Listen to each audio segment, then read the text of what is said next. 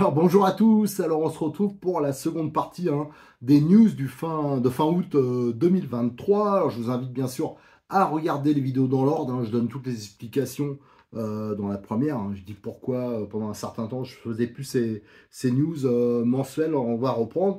Donc on présente des news, mais aussi, alors ça va être le cas dans la deuxième partie, de l'actualité, ce que je vais faire ces prochains temps, le programme au niveau... et vous pouvez me donner des idées aussi, n'hésitez pas sur le forum ou dans les commentaires s'il y a des choses que vous souhaitez que je fasse et que c'est possible que je le fasse, je ne peux pas dans toutes les marques ou avoir de la technique, des choses comme ça, n'hésitez pas. Alors là, on va commencer, on a vu tout à l'heure pour les nouveautés Tamiya, les nouveautés Obitech. Tiens, j'avais oublié un truc, c'était...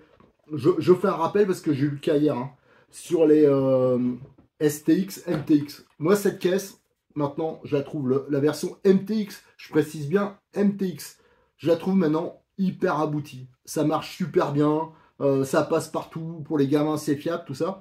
Depuis qu'ils ont mis la nouvelle Electronic Connect avec la radio du ROG, ça a tout changé. Vraiment, ça, à chaque fois que je demande à Cyril, tout à l'heure quand il est passé, on buvait un café, il y a Enzo, là, un copain à nous, qui a cette voiture-là, mais lui, il a pris un STX. On en discutait et ouais, il pétait rien. Et pourtant, c'est pour son petit frère. Il tape partout, tout ça, et ça bouge pas. Et vraiment, c'est une voiture qui fait la ruine des boutiques à la limite, tellement que c'est solide. Par contre, je reprécise, si vous voulez une voiture comme ça, prenez un MTX Sport. Ne prenez pas le STX actuel, ni la version, que je l'ai là-haut, ça s'appelle le Desert Truck. Ouais, c'est ça. Ouais. Qui est de nouveau disponible parce que c'est les anciennes radios avec ancienne électronique. Et la voiture, il n'y a aucun souci de fiabilité, elle marche très bien, surtout si vous l'entretenez bien, vous suivez. On a fait plein de vidéos pour l'entretien, tout ça de ces voitures qui sont souvent malheureusement assez négligées et massacrées. Malgré tout, ça tient. C'est la radio qui change tout parce que l'ancienne radio, elle avait tendance, alors avec des adultes peut-être pas, mais avec des petits gamins, ils forçaient sur le volant et ça niquait en fin de compte le système d'entraînement là, et après ça prenait un jeu, c'était tout pourri. Donc maintenant avec les nouvelles radios, bien sûr, il n'y a absolument aucun souci. Donc voilà, juste une parenthèse, moi j'adore cette caisse, ça fait des années que c'est en location chez Jean-Luc au domaine Bois de Rose, et à part l'histoire des radios qu'il a eu, le reste, il n'y a absolument aucun souci. Ça c'est vraiment la voiture idéale, qu'on n'a pas un gros budget pour débuter, pour quand on ne sait pas trop rouler, on roule dans la rue, les pneus, enfin c'est pas eux qui vont se bouffer, ça marche partout, ça tient bien la route. Donc c'est une très bonne voiture, mais privilégiez la version MTX, c'est un point important. Tiens, au passage, je ne l'ai pas encore publié, mais il y a un moment, j'ai fait une vidéo comparative des bancs de démarrage pour le Nitro. Parce que, je vais faire le vieux con, quoi, mais c'est sûr que je vais dire que c'était mieux avant. Voilà, non, mais là, c'est sûr. Avant, quand il y avait beaucoup de Nitro, mais des bancs, il y avait du choix, il y avait des bancs métalliques, il y avait des bancs. Enfin voilà, les bancs, pourtant, avec des moteurs, souvent quand on dit, bon, il n'y a rien de spécial. Mais alors, les bancs de maintenant, là, que j'ai pu tester, waouh, c'est pas fantastique. C'est pour ça que j'ai voulu en comparer trois pour donner un avis. Je parle de prix, de type de moteur, tout ça. Donc vous aurez ça bientôt parce que le banc que j'ai perso, je suis hyper déçu. Là, j'ai moins de P10 que ça fait des lustres que je dois le démarrer. Ben, je galère avec parce que et là le banc, je crois qu'il a carrément grillé. La dernière fois que j'ai testé, parce qu'il y a un copain qui me dit, ah, c'est toi qui pas du nitro, j'en ai fait depuis Methusalem. Il est venu, il a essayé, ça a fumé au bout de 3 minutes, il n'avait pas de démarrer, il s'est énervé, ça a tout cramé. Comme quoi, faut faire attention avec la qualité des bancs, donc on verra ça plus tard. Là, tiens, j'ai reçu ça, c'est Cyril, il a commandé ça un peu à cause de moi, enfin peut-être grâce à moi plutôt, parce qu'à chaque fois je dis les produits, toute la gamme, notamment tout ce qui est frein, filet, les cols, tout ça de chez T2M, elles sont vraiment bien, avec un très bon rapport qualité-prix. Et eux, ils distribuent la marque Tornado, pareil, ceux qui ont fait du nitro, ils connaissent bien, très bon carburant, tout ça, et ils font des gammes d'huile spécifiques pour les roulements, pour voilà. Et moi, je trouve que le rapport qualité-prix est bon. C'est bien fait, c'est bien emballé, c'est avec des petites aiguilles, enfin c'est vraiment très bien. Et là donc j'ai ces huiles que je vais pouvoir tester, hein. Il y a 3 nouvelles sortes. Et aussi le bidon pour les 1/5. Voilà, donc ça je l'ai pris, alors ça à mon avis ça se retrouve ailleurs. Mais ils le font, la gamme Tornado, il y a deux, voilà, là c'est facile à doser tout ça. Moi j'avais un bidon d'huile qui n'était pas aussi pratique que ça, donc ça je l'ai commandé pour moi. C'est pour les moteurs, donc pour mon mardeur. Ici, j'ai tout ça pour signaler hein, le Coyote 2 là, en kit. Alors je rappelle que les versions kit chez The, ils sont bien mieux équipés que la version RTR, et notamment les amortisseurs alu, si je ne me plante pas. Je rappelle qu'il en reste un peu, un super prix. Moi je trouve que c'est, alors profitez-en, allez voir hein, sur le site à Cyril, en plus avec le bon de réduction que je vous mets au début, là, ça vous fait 5% en moins. Et si vous voulez du crawler en kit, parce que c'est quand même hyper plus sympa de monter sa voiture, en plus après quand on doit faire l'entretien, ben, c'est plus facile que d'acheter une voiture toute faite. Donc le Coyote, en kit en plus c'est vraiment une bonne voiture, pas cher, enfin ça c'est très bien. Je voulais vous le re-signaler parce que c'est vraiment les tout derniers. Là, j'ai un Coyote ancienne génération, il faut vraiment que je m'en occupe. J'ai récupéré, j'ai presque toutes les pièces qu'il faut, j'attends. Parce que j'ai toujours le projet, à partir de ce modèle-là, de faire un 4 roues directrice. Voilà, avec des masses hyper basses, light. Sauf que au niveau des roues, tout ça il sera plombé, mais genre le reste, je veux faire vraiment, vraiment à l'envers de ce qui se fait en crawler. Alors peut-être que je vais me planter, hein, parce que je pense que ceux qui font du crawler à fond, bah, ils sont largement plus spécialistes que moi. Mais moi, il y a des choses qui ne me paraissent pas logiques. Alors je vais essayer ma sauce. C'est fort possible que je me plante, mais vous verrez ça, je vous ferai suivre mes transformations. Donc pour le 4 roues directrice sur une base de Coyote, on verra ça. Et là, alors ça on me l'a beaucoup demandé, le CRX2. Donc j'en ai parlé dans la première vidéo, mais je ne vous l'avais pas montré.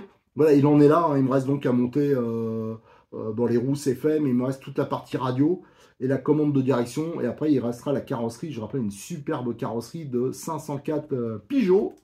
Et ça, j'avais mis de côté un peu, je vous dis, parce que j'avais perdu les vidéos, les photos. Il faut que je refasse certaines choses. Donc, on va le reprendre. Et l'objectif, je crois que c'est le 16 septembre qu'il y a notre journée mensuelle au domaine de Bois de Rose. Donc, l'objectif, c'est de le faire rouler ce jour-là. La petite difficulté, c'est que j'avais prévu de le monter de boîte. Alors, je vais continuer comme ça. Mais après, je le ferai pas rouler comme ça. Je vais le faire un peu à ma sauce, pareil, un peu version light. Enfin voilà, on va faire des petites bricoles dessus. Donc c'était pour vous signaler ça. Voilà, je crois qu'on a fait à peu près le tour de cette partie. Je vais chercher le reste maintenant. Allez, on continue avec la grosse échelle. Alors ça, c'est quelque chose qu'on n'avait pas trop abordé, à part avec le Marder Brochesse. Alors je veux vraiment rester avec des modèles à moins de 1000 €. Après, je trouve que ça devient un peu le délire. Et après, on tombe sur les 4x4 aussi.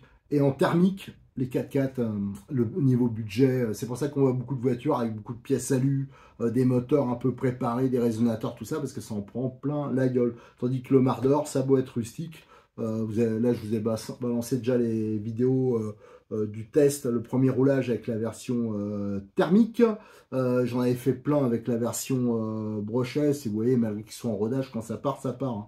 Le moteur, il souffre pas parce que ça reste léger par rapport à la taille. Donc, c'est pour ça que je voulais rester dans ce genre de modèle. La vidéo, les vidéos précédentes, d'ailleurs, je suis en train de les monter. Hein, j'ai pas encore tout publié. C'était la préparation de la version donc, thermique. Et l'idée, c'était de remonter ma carrosserie de Cox quand j'ai roulé avec ça en championnat de ce qui était le championnat de France à l'époque, en 92-93. Donc, c'était la carrosserie Cox. Mais je savais que ça serait une fois, c'était pour en souvenir. D'ailleurs, vous avez toutes les photos actions que j'ai commencé à mettre sur le forum de rcmag.com. Là, c'est vraiment en souvenir. C'est hyper sympa. Mais je savais que le Lexandre, avec le temps, il avait mal vieilli. Et dès que j'ai commencé à rouler, ça commençait à partir en morceaux. Donc, j'ai pas trop insisté, mais on a fait quand même 2 pleins et demi. Et je devais le repasser donc en version buggy. Alors là, je suis en train de faire les vidéos, donc un peu le bilan des premiers tests. On fait déjà des petites améliorations. Et là, j'ai monté donc la carrosserie traditionnelle avec le gros aileron. Vous voyez, j'ai encore 2-3 petits trucs à faire. Donc ça, vous pourrez le suivre en continu sur le forum, mais aussi sur la chaîne YouTube. À tester, par la suite, j'aurai un résonateur. Alors, parce que les réseaux... si vous prenez des trucs de marque, il y en a pour une blinde. Donc j'essaie de trouver des solutions beaucoup moins chères. Et aussi les moyeux, j'ai trouvé ça pour mettre des jantes de 24, hein, moyeux de 24, plus modernes. Donc ça aussi on va suivre parce que c'est un peu le défaut de la catégorie. C'est que c'est un peu compliqué pour les roues. Il n'y a pas trop de compatibilité d'une marque à l'autre. Ça, donc il y aura pas mal de boulot. La version thermique et comme la version brushless, vous en entendrez parler. Et la version thermique, elle sera, et les deux d'ailleurs, ils seront tous les mois hein, qu'on fera les démos au domaine Bois de Rose, mais aussi tous les endroits où je vais aller, où c'est possible, où ils acceptent. Les grosses échelles, c'est vraiment sympa. Un coup de tirette, ça démarre. Pour ceux qui sont nuls en réglage, tout ça, c'est l'idéal parce qu'il faut bien avouer que quand vous achetez, si vous prenez un Néo, enfin n'importe quelle voiture, un huitième thermique, hein, la plupart c'est ça. Déjà le carburant nitré, il est plus dur à trouver. Maintenant il y a des taux de nitro qui sont réglementés, qui sont plus bas, donc c'est un peu plus difficile à régler. Et les bougies qui sont spécifiques, tout ça, là non, c'est des bougies comme en motoculture en fin de compte. Et le carburant, c'est le même qu'on mettait dans les mobylettes, hein, c'est du 2 temps classique. Donc ça on le trouvera tout le temps facilement. Voilà, je voulais faire un petit point pour vous montrer ça. Maintenant, je vais vous montrer des projets, hein. Notamment, je vais remettre en route mon Mugen Truggy. Alors ça fait des lustres qu'il est en panne, je vais vous expliquer pourquoi. Alors, on continue avec mon Mugen Truggy, le MBX7R. Alors lui, il est sur une étagère depuis des lustres, avant le confinement, hein, donc il doit être dessus depuis 2019. Pareil, par dégoût, moi je fonctionne un peu comme ça, hein, quand j'ai un problème avec un produit. Alors, c'est pas toujours la faute du produit, hein, là c'est pas du tout le cas. Mais quand il arrive un truc, je mets de côté, il y a tellement de choses d'autres à faire, ben, j'oublie un peu la bagnole. Et là, quand je vais au domaine Bois de Rose ou Aspirant, voilà, tu sais, il y a souvent des Truggy, marque Arma, du Traxxas, des trucs comme ça. Et je vois que les propriétaires, ils sont super contents de leurs produits. Ben, je vais leur montrer que un vrai Truggy, quand même, ça fonctionne beaucoup mieux que ça. Donc j'ai mon MBX7R qui commence maintenant un peu à dater et qui a déjà beaucoup fonctionné et qui est dans un état déplorable. Pourquoi? Parce que je croyais que c'était un copain. D'ailleurs, j'ai plus de nouvelles de lui. Avec on est trop gentil, trop con. Hein. Il faisait une manche de championnat de France en buggy et comme ils ont le droit de doubler avec le Truggy, il m'a dit: oh, mais tu pourrais pas me prêter ton Truggy, ouais, je te rendrai un pec, il n'y a pas de problème, tout ça. Et il m'a ramené la voiture. Et j'avais pas vu, elle était dans un sac, tout ça, elle est déposée, partie. Ah, j'ai pas le temps, tout. J'ouvre le sac. La voiture, mais une couche de. Mais ils avaient roulé dans la boue. Ils l'avaient laissé avec la boue comme ça. Alors j'ai juste décrouté, tout, enlevé le maximum. Et après, ça m'a tellement dégoûté, je l'ai foutu sur l'étagère. Et j'avais juste mis de l'huile partout hein, pour pas que ça grippe. Et voilà, elle est dans un état. Mais, voilà, et encore, je veux dire, je l'ai pré-nettoyé. Hein. Et j'avais pas le courage de m'y lancer, quoi. Tellement que j'étais vraiment dégoûté, quoi. Et ben là, je vais tout nettoyer, tout ça. Pareil, l'objectif, j'aimerais bien rouler la prochaine sortie avec ce Truggy pour montrer ce que c'est un vrai Truggy, quoi. Pas des trucs, des marques loisirs qui vendent leur matos au prix de compétition et que c'est des trucs, ça restera vraiment loisir. Alors, je dis pas que c'est pas bien hein, comme produit, mais voilà, pour montrer qu'un vrai Truggy typé un peu, entre guillemets, course, ça fonctionne quand même méga fort. Même si le MBX7R, c'est quand même pas le plus facile au niveau comportement. Donc on va bosser dessus et on va remettre la carrosserie de Baja Cox hein, de chez Model X34. Alors à la base c'était la bleue, donc là elle a été redécoupée tout ça, parce que ceux qui suivent notre chaîne, ils ont peut-être vu, c'est la même qu'il y avait sur le NXT à plat, voilà le proto. J'avais repris la carrosserie du Truggy et je l'avais redécoupée. Donc là, bien sûr, elle ne monte plus, mais on va remettre une carrosserie façon Baja, ce sera plus sympa. Donc là j'ai du taf. Hein. Wow, je sais pas comment je vais faire ça, mais et là j'ai aussi le Traxxas version 4x4 que je vous avais fait les vidéos, tout ça, et que j'avais pas été enthousiasmé. Je sais que le Slash, hein, je sais qu'il y en a plein qui disent ouais, en plus c'était la version Ultimate. Il y en a plein qui disent ouais, c'est super tout ça, mais quand on a connu des vrais short courses, enfin comme je vous montrerai après le Losi par exemple, après avec un Traxxas ça paraît drôle quoi, il y a deux diffs, ça prend les axes là, ça a tendance à se barrer un peu, enfin il y a des trucs ça me plaisait pas trop. Mais j'étais motivé pour bosser dessus, je l'avais un peu laissé de côté, là on va repartir. Hein, j'ai déjà fait pas mal de choses dessus, quelques petites modifs. Je vous l'avais montré en vidéo, on reprendra. Et on fera rouler, mais calmos, parce que quand on met un moteur trop balèze là-dessus, surtout si on veut faire un peu de pilotage, hein, de la trajectoire, pas juste faire des bouts droits, c'est quand même pas trop facile, je trouve. Hein. En plus, la radio qu'il y a d'origine... alors c'est sûr qu'il y a le contrôle de la trajectoire, donc tout le monde a l'impression d'être champion du monde avec ça, mais c'est pas voilà, c'est pas une voiture qui m'a enthousiasmé, mais je l'ai, tout ça, donc on va continuer à bosser dessus. Elle est pas moche, hein, tout ça, mais c'est surtout techniquement, je trouve quand même que c'est méga dépassé sur certains points. Voilà. Donc ça, on va bosser dessus et je vais vous montrer. Moi, j'adore le short course, hein, et je vais vous montrer, j'en ai pas mal qu'on va remettre en route.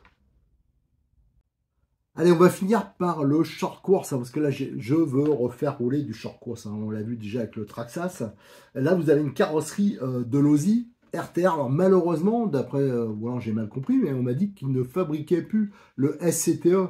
Alors là, quel drame, je dis, parce que franchement, super caisse, quoi. Tiens, ben là, quand vous roulez avec un SCTE, le Traxxas, hein, vous pouvez le ranger direct, c'est carrément autre chose.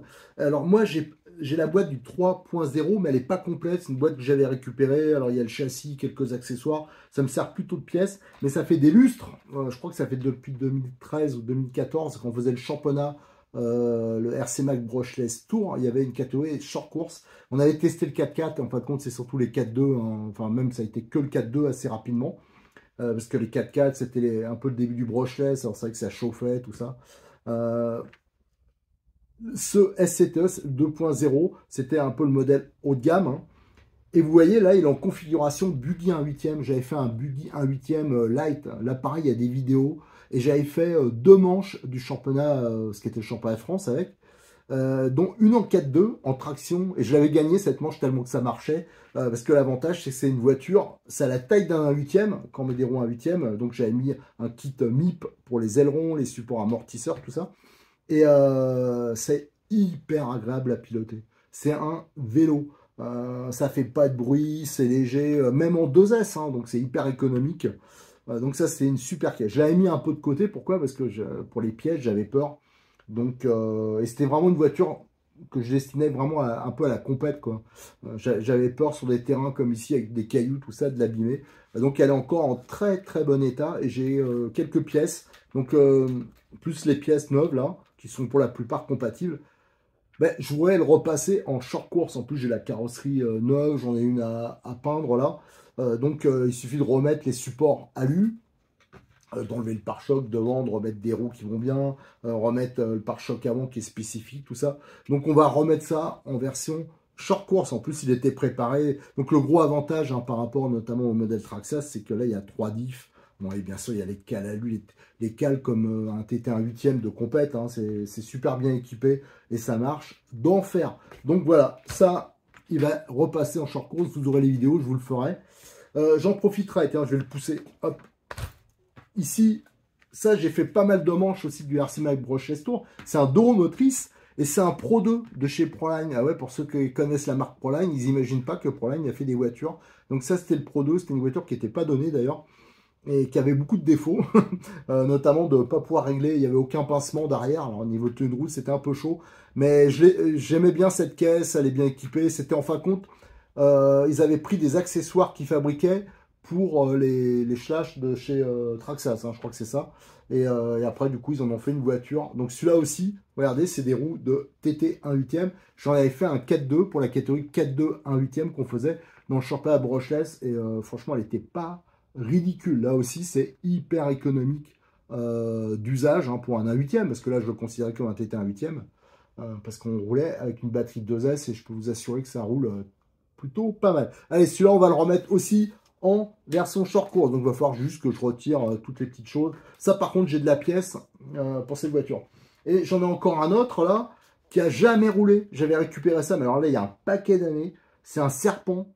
Un serpent, l'appareil ne le font plus apparemment, c'est devenu maintenant un collector, donc c'est un Doro motrice que j'avais, alors qui n'était pas tout à fait complet, mais j'ai les pièces, hein, entre temps j'avais complété, et c'est le modèle un peu haut de gamme, il y a pas mal, il est vraiment superbe, hein. C'est vraiment une très très belle voiture, par contre j'avoue que j'en ai pas vu beaucoup rouler, alors ça on le fera sûrement rouloter un peu, je vais le remonter bien, mais voilà, sans plus, parce que j'ai aucune pièce d'avance. Et comme prévu, il y a longtemps que je le dis, le BX8 SL ou le DB8, je le remonterai. C'est prévu ici en version short course, que c'est le même empattement, tout ça, tout. C'est vraiment une voiture pour faire ça, en version économique, hein, parce que le problème des short course, c'est que ça valait une blinde. Mais j'ai aussi un projet de le faire sur... Alors, je ne me rappelle plus du nom du châssis, mais je vous l'avais présenté. C'est un produit de chez T2M. Alors là, j'ai un trou de mémoire, j'aurais dû le monter. Là, j'ai prévu de faire aussi une transformation. C'est un buggy, mais je trouve qu'il est hyper adapté au short course, donc on le fera en short course. L'avantage du short course, déjà, c'est un peu réaliste. Les roues, il y a pas mal d'amorti, hein, parce que l'épaisseur du pneu est assez, voilà, assez conséquente, donc il y a de l'amorti. Et surtout, c'est sympa, quoi. Voilà, c'est les carrosseries comme ça, quand on roule à plusieurs, c'est portière contre portière. Enfin, nous, quand on faisait les courses de short course, c'était vraiment, surtout que c'était bon enfant, c'était vraiment sympa. C'est pas comme un buggy. Un buggy, on va frotter, ben, les roues elles vont se prendre. Enfin, voilà, on va s'éjecter, quoi. Ça va être le problème. Le short course, c'est complètement différent. Donc ça, c'est une catégorie qui me plaît et on va en refaire du short course. Et surtout, on va transformer des voitures qui sont actuellement en buggy en short course. Voilà, je crois que j'ai fait à peu près le tour. Il y aurait plein d'autres choses, hein. On aurait pu parler d'autres choses. Mais déjà, le programme... Ah oui, si, c'est vrai. J'ai du charisma aussi à vous présenter. Ben, je les vois là-bas. Bon, c'est pas grave, je vous présenterai. Ouais, non, je vais aller les chercher quand même. C'est assez sympa à montrer. Allez, on va donc finir avec les nouveautés Charisma. Je crois que c'est sorti juillet, début août. Alors, les nouveautés Charisma en petite échelle comme ça, si on aime ça, hein, le 1/24e, faut sauter dessus parce que déjà c'est des super caisses, hein. Je rappelle, c'est avec moteur brochet. Je vous ai déjà fait des essais de ça. Ça bombarde grave, ça marche bien, c'est fiable, tout. Mais souvent, les modèles, ils sont pas dispo longtemps. Ça a quand même du succès et j'ai l'impression il y a beaucoup plus de demandes que d'arrivages. Donc, on avait déjà, par exemple, présenté la Subaru, hein. D'ailleurs, je crois qu'il n'est plus dispo. Et là, ils ont sorti... Alors, attention, c'est des nouveaux modèles. Je les ai pas encore ouverts, mais notamment au niveau des pneus. Ils ont mis des pneus qui sont beaucoup plus sympas, beaucoup plus adaptés que ceux qu'il y avait sur la Subaru. Donc là, on a la Mitsubishi Lancer Evolution. Voilà, donc elle est vraiment hyper sympa. Et quand on regarde la boîte, alors ça, je vous le présenterai en détail. Donc il y a des nouveaux pneus. Voilà, pneus ou pneus? Pneus. Ça dépend si on est du sud ou du nord. À chaque fois, du coup, avec leurs histoires de prononciation, je suis complètement paumé. Depuis que je suis dans le sud, à chaque fois, on me reprend là-dessus. Voilà. Et donc, on a aussi la Toyota Celica. Voilà. Donc, pareil avec les nouveaux pneus. Voilà. Donc, ça va être l'objet. Il faut que je le fasse, hein. À chaque fois, Cyril me dit, ah ben, parce qu'il m'en a passé deux juste pour faire la présentation, mais il en a besoin parce que je crois qu'il est quasiment au bout de son stock. Voilà, c'est déjà, je pense que c'est déjà pas mal. J'ai déjà un programme, si j'en respecte, allez, un tiers pour le mois de septembre, ça sera déjà pas mal. Alors, de toute façon, pour le mois de septembre, je vous referai une vidéo. Bah, du coup, elle sera décalée, hein, elle sera sûrement dans la deuxième partie. On fera comme j'ai fait là. Maintenant, je ferai comme ça. C'est pas que les nouveautés, c'est aussi les projets pour vous dire où ils en sont. Hein, parce qu'à chaque fois, on me dit ah, bah, quand est-ce que tu finis ça? Je comprends, mais des fois, il y a des bonnes raisons que j'ai arrêté quelque chose, un montage, j'ai repris autre chose. Des fois, j'oublie, c'est ma faute aussi. Donc voilà, à chaque fois, on fera les nouveautés, mais aussi le programme. Je vais faire aussi un petit truc en plus. De temps en temps, ça m'arrivait de présenter un outil, par exemple de chez Lidl. Et l'autre fois, j'ai fait la machine à glaçons. Alors là, c'est même pas un outil, mais c'était parce que on la prend quand on fait une sortie. C'est bien, quoi. Ça permet d'avoir des glaçons. C'était pas cher, c'était bien. Je l'avais présenté. Et on m'a dit, ah, tu devrais faire plus de choses comme ça. Alors, c'est pas ma vocation première, mais là, on m'a encore signalé, j'ai un vélo électrique à grosse roue, là, des roues de 4 pouces, des pneus de 4 pouces. Ah, c'est con, j'aurais bien voulu que tu me fasses, voilà, on m'a demandé plusieurs fois, quand on me voit avec, la présentation, que tu nous montres ça un peu en détail, tout. Je dis, bon, bah, c'est pas spécialement mon truc, il y a des chaînes qui font super bien, très bien ça. Mais là, j'attends, j'ai offert, j'espère qu'elle va pas entendre, j'ai offert à ma moitié, enfin, ma moitié, non, c'est moins que ça, hein, c'est mon tiers, vu mon gabarit, un vélo électrique de ce type, hein, donc avec les grosses roues, c'est des vélos qui commencent à arriver et que je m'aperçois que pas grand monde connaît. Donc je vous ferai au moins le déballage et un petit essai du vélo, même si on a une chaîne RC Mag, enfin une chaîne, comment dire, de voiture RC. Je vais pas m'enfermer là-dedans, hein. Moi, si je vais voir du bateau, je vous montre du bateau. Quand je vais voir de la voiture ancienne, grandeur, bah, j'hésite pas à vous faire une petite vidéo là-dessus. Voilà, on n'est pas limité là. On s'en fout, hein. On fait ce qu'on veut. Voilà, c'était juste pour vous dire ça. Soyez pas étonnés si vous voyez une voire deux vidéos. Peut-être que je ferai même si je peux pas vous faire le déballage, mais mon vélo, je vous ferai peut-être un truc là-dessus. Voilà, allez, à très bientôt sur notre chaîne YouTube, sur le forum de rcmac.com. N'oubliez pas de liker et de vous abonner.